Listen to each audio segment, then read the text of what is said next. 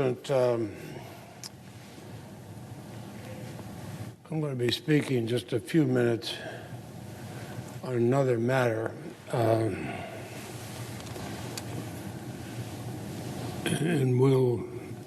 believe I have time at 1 o'clock.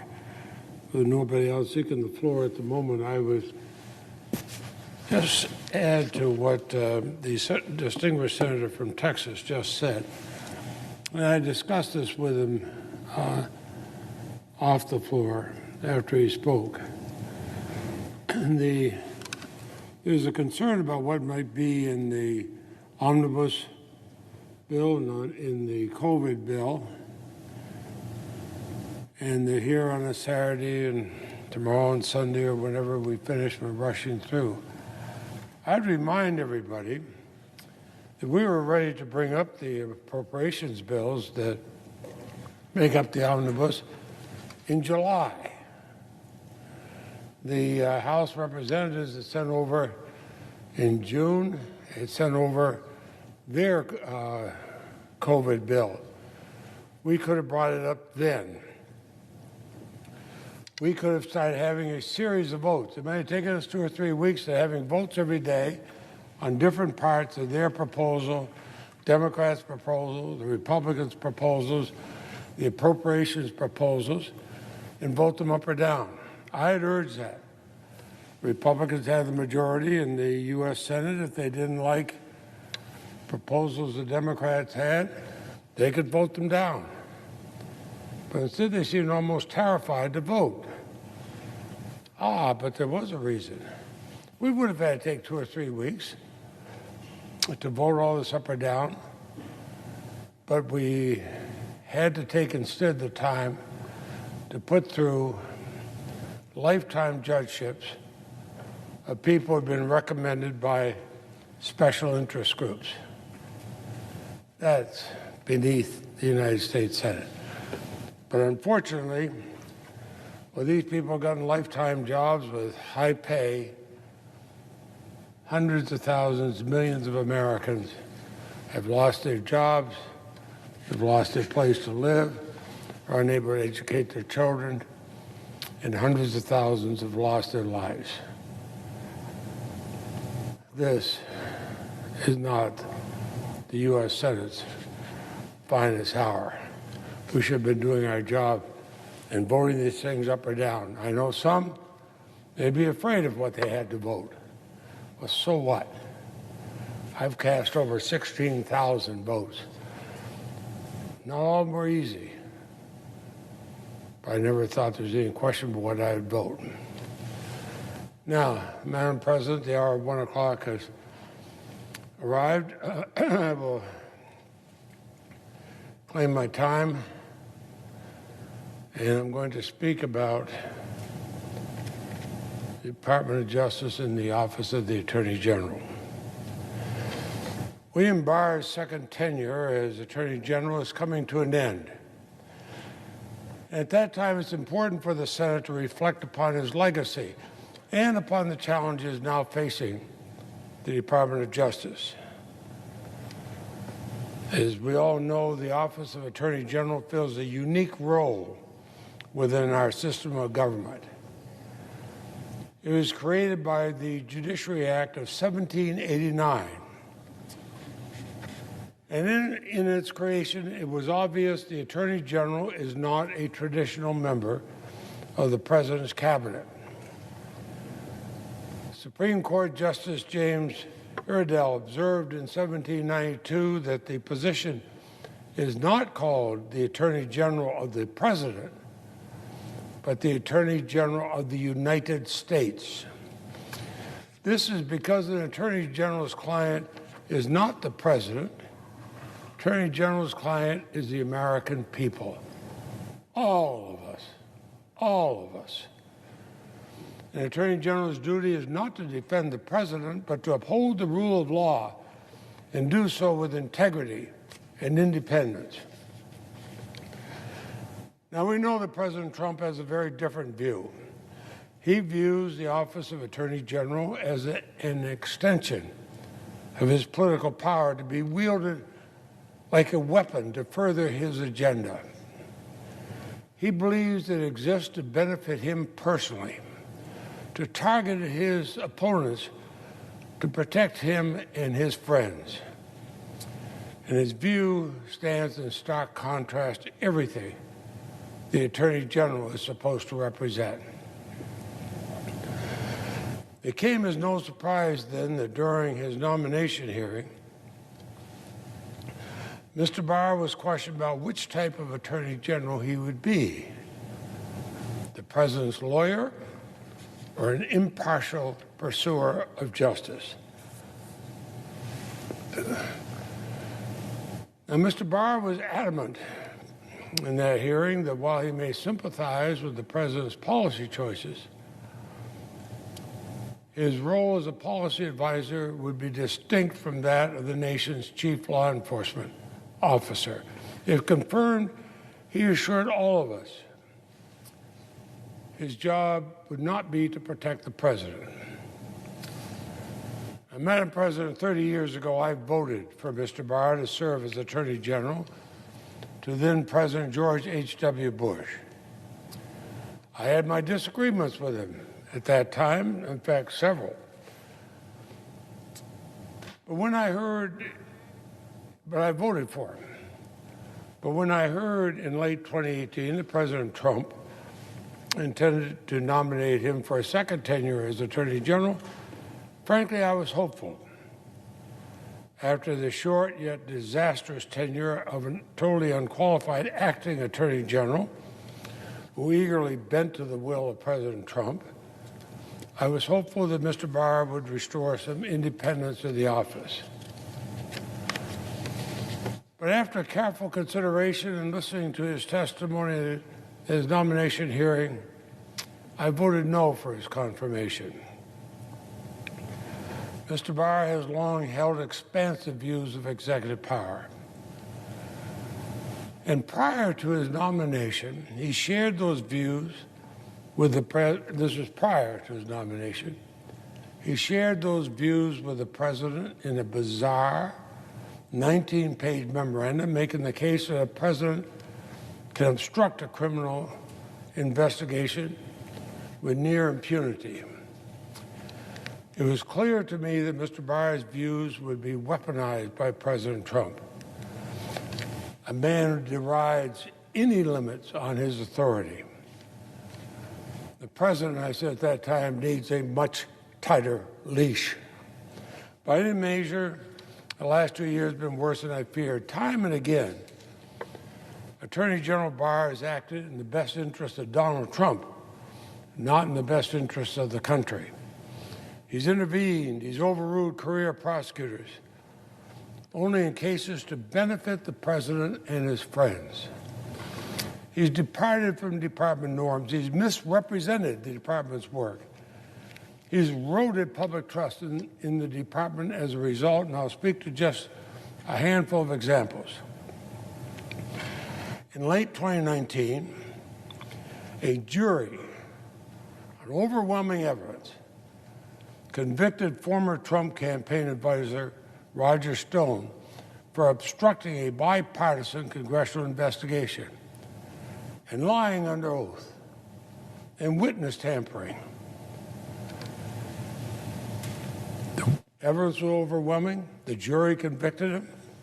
So consistent with sentencing guidelines that apply to everybody, prosecutors recommended a 7 to 9 year sentence. President Trump immediately took to Twitter to criticize the prosecution. And just hours later, after he had tweeted his objections, Attorney General Barr intervened. He overruled the prosecutors. He disregarded the sentencing guidelines that are supposed to apply to anybody. What happened next reminded me of something Judge Michael Mukasey said when he testified in support of Mr. Barr at his confirmation hearing. Judge Mukasey said if Mr. Barr ever failed to serve with independence, he would find a mound of resignations on his desk. Well, in this instance, all 4 career prosecutors withdrew from the case.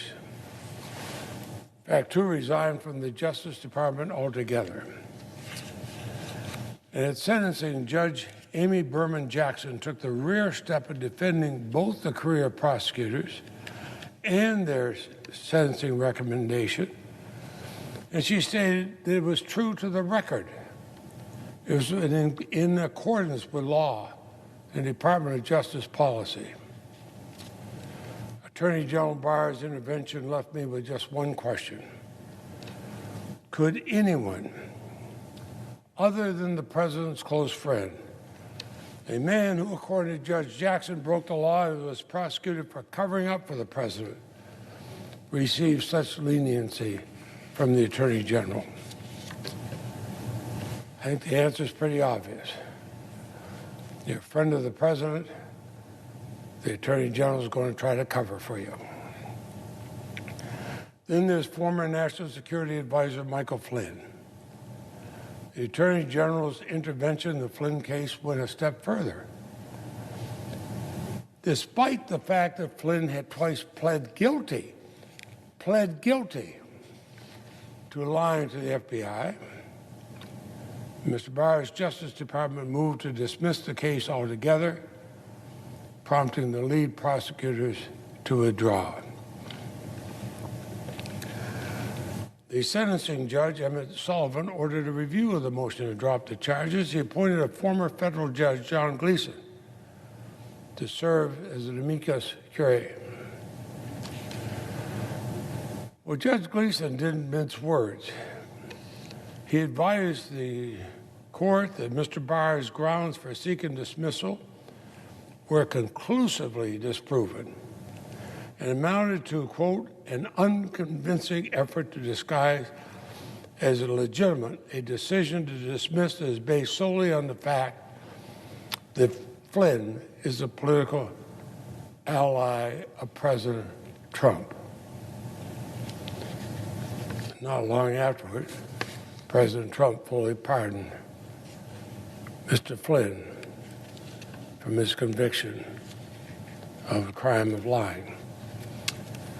Now, many of Attorney General Barr's departures from the department norms originated with his now infamous handling of the special counsel's report on Russian interference. The Mueller report amounted to a 448-page presentment of misconduct that reached the highest levels of the Trump campaign and administration.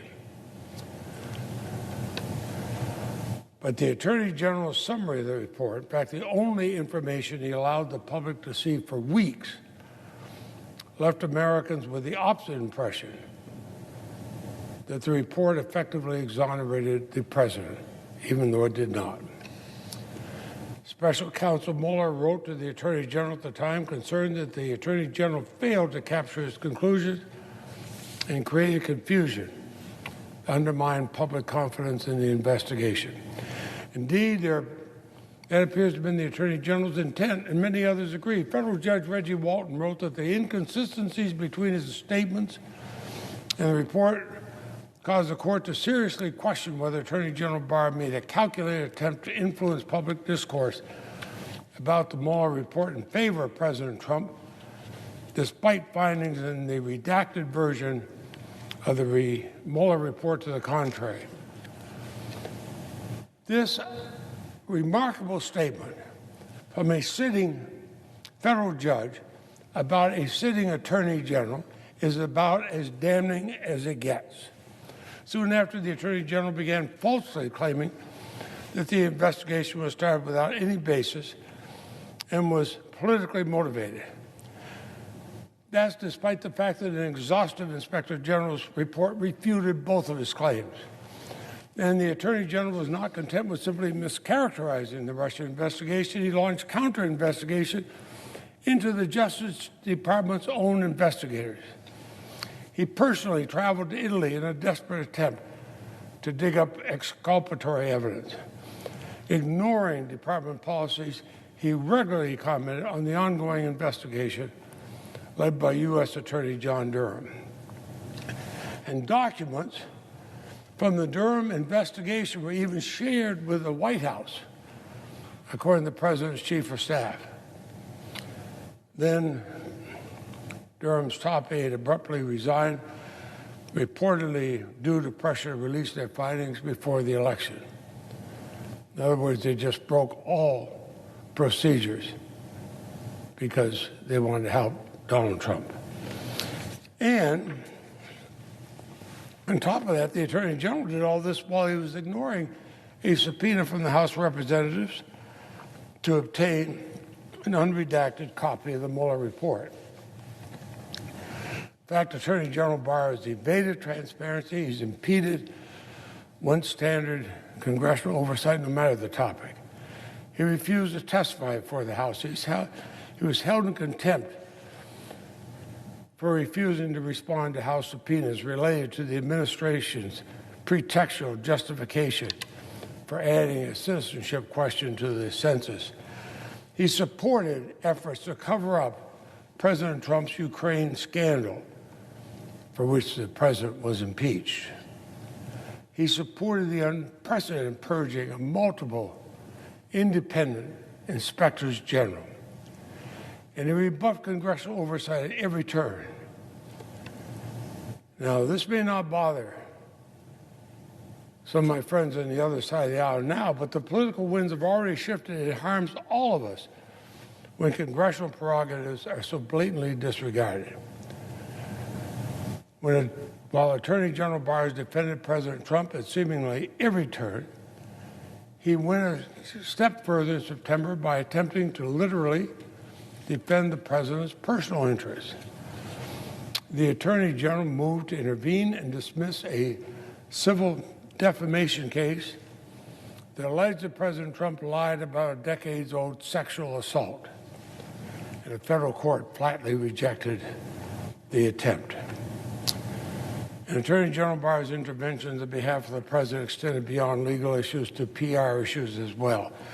At the height of a national reckoning on issues of racial injustice, the White House stated it was the Attorney General who ordered the clearing of peaceful protesters at Lafayette Square. Barr denied he gave the order, but he did not deny that he encouraged it. Peaceful protesters were cleared with rubber bullets and tear gas so the president could stage a photo op in front of St. John's Church. It was a grotesque display of unnecessary force. Most recently, the Attorney General's obedience to the president resulted in him falsely claiming that mail-in ballots that have been used since the Civil War and relied upon by millions of Americans during this pandemic opened the floodgates to widespread fraud. Voting experts described his claims as farcical. In echoing the president's conspiracy theories, the Attorney General revealed how little he knew about basic election laws and the safeguards in place. And his apparent intent was not to inform the public, but to sow doubt among the public about the integrity of their vote. Attorney General Barr then rewrote the department's policy on election-related investigations, prompting the head of the department's election crimes branch to resign his post in protest. For each of these actions, Attorney General Barr was publicly badgered by President Trump to act, publicly badgered by President Trump to act. Now, maybe the Attorney General Barr believes he withstood the pressure. There may be some lines that he declined to cross, such as fabricating evidence of widespread voter fraud. But we can never excuse all the lines he did cross. Critically, when a president pressures an attorney general to serve their personal interests, it's all the more incumbent on the nation's top law enforcement officer to avoid any appearance of impropriety and to refuse the request, not to meet him halfway. Now, it brings me no joy to say this. I've known Attorney General Barr for a long time. But he has failed in his duty to impartially and equally uphold the rule of law. The Attorney General represents the United States, all of the 330 million Americans. Too often, the Attorney General felt he was going to only represent the interests of just one person. By serving as a yes man when the law and the country and the department needed him to say no, Attorney General Barr has damaged the hallowed office he's temporarily occupied. And now the hard work to repair the damage has to begin. In November, the country voted, the American people voted to take the country in a different direction. I served alongside President-elect Biden for decades in the Senate and on the Judiciary Committee. He understands the unique role of the Justice Department. I am convinced that President-elect Biden would never rely on the Justice Department to do his personal bidding the way President Trump has. No matter who the President-elect chooses as the next Attorney General, I have no doubt that he or she will operate with the utmost integrity, guided by the law and the facts.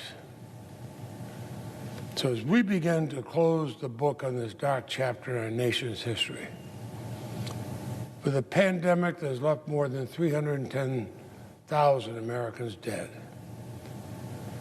with the outgoing president's relentless attacks on the foundations of our democracy, I'm hopeful that brighter days are ahead.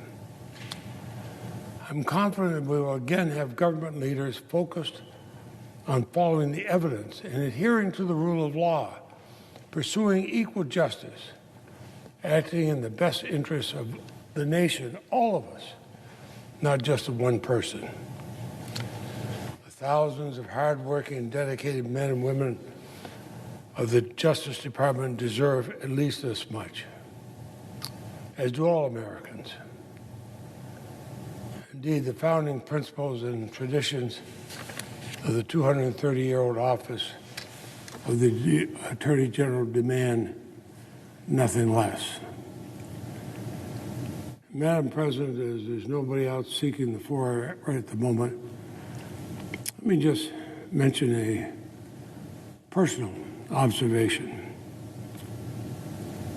As a young law student at Georgetown, I was invited along with 3 or 4 other law students from different leading law schools. We were invited to meet with the then Attorney General. We were probably diverse in our opinions, but we were asked to be there because of our academic standing in our classes. And I remember sitting there with the Attorney General, and like it was yesterday. He talked about the meaning of the Department of Justice and how we have to represent the whole country, how it has to stand for the law. And one of us, and it may have been a young law student from Vermont, asked the question, well, what if you had somebody who had broken the law, but they were close to the president? What would you do? He said, if they'd broken the law, we would prosecute them. He said, I might not be welcome at family gatherings for a while thereafter. He said that because that Attorney General was Robert Kennedy. His brother was the president. And actually that happened. A man very close and important to his brother's election as president. The matter was brought to Attorney General Kennedy, recommending his prosecution. And of course, he was prosecuted. That's what an Attorney General should be. I declined his offer to join the Department of Justice because my wife, Marcel, and I wanted to go back home to Vermont. And I thought probably I'd never be involved in law enforcement after that. A few years later, I was the state's attorney of a county that had about a quarter of our population. And I was quickly faced with prosecuting leading Democrats and leading Republicans in our state. I remember Attorney General Kennedy said, the prosecutor has to represent everybody. The prosecutor has to uphold the law. And I prosecuted those people. I've never regretted that. I've always been supportive of attorneys general who uphold the law. Uphold the law because they're there to represent all Americans. And Madam President, as long as I'm in the Senate, I will always speak out when an attorney general does not do the job they're supposed to do, and when the attorney general does not apply the law equally and fairly to all people, applying the law, not politics. Madam President, I yield the floor and suggest you have to the quorum.